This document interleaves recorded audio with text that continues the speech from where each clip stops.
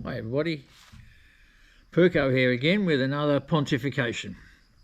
I'm sorry I haven't posted for a while, but I've had some technical difficulties. Anyway, so I'm here to talk about GDP, what's in it, what's not in it, and why it's so important. So I'm going to go from the notes because the old noodle doesn't work like it used to. Okay, so what's in GDP numbers? Well, there's a few things that might surprise you. First of all, something you would expect, like when someone pays rent to a landlord, that goes in, fair enough, part of the economy. However, you live in a house that you own outright or you're paying off the mortgage, they estimate how much your rent would be, that goes in the figures too. There's another thing in there that you would not expect. Illegal drugs and prostitution. Now you're going to ask, why on earth are they in there when they're illegal? Well, it's really simple. Because GDP figures are a worldwide phenomenon, prostitution and illegal drugs may be illegal in some places, but they're not in all places, and so they are included. Another thing that's included since 2014, because they're always thinking of new ways to increase GDP, and I'll talk about that a little later, is research and development. So that's another thing that goes in there to boost the GDP figures. So what's not in there? Well, any work that's done in the house by a housewife, any childcare that's done by the kid next door, anything you pay for out of pocket like that, you've got handyman in, mows your grass, cash under the table, not included. They moan about that all the time. It's called the black economy. However, when those services are done by professionals with degrees and qualifications, like looking after your old granny, like looking after your kids, mowing your lawn, that does go into GDP. So this is why GDP has grown exponentially over the years. So now let's look at why it's so important. There's a thing out there called debt to GDP.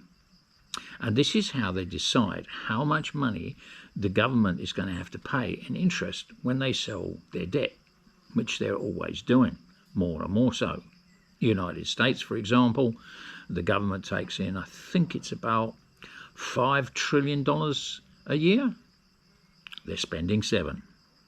Now, if you did that as a person, you know sooner or later your credit card would run out. Well, they're running a credit card too. They're not alone. UK does it. Everybody does it. Some countries more than others. I'll give you an example. Japan.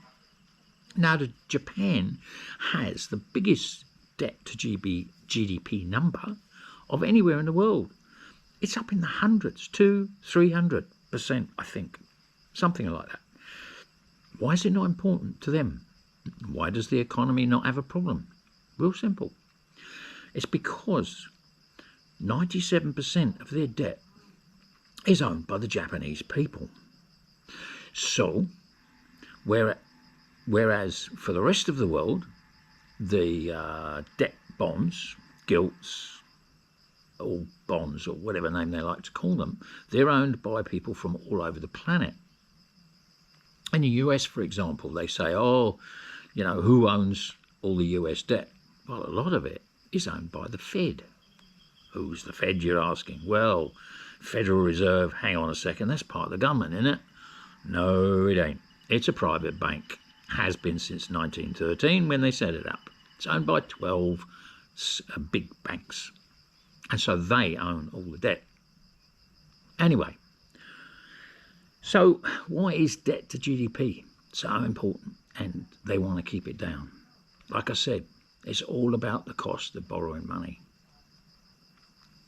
I would like to close by just saying, from a personal point of view, my great-grandparents used to live at the top of the house that their family lived in. They lived to over 100. They never went to a nursing home. My grandmother went into a nursing home. She hated it. My mother, well, she went very quickly, so she never went into a nursing home, which was how she wanted it. So if you want to keep the their numbers low, stay as close as you can to not hiring professionals. That will do for today.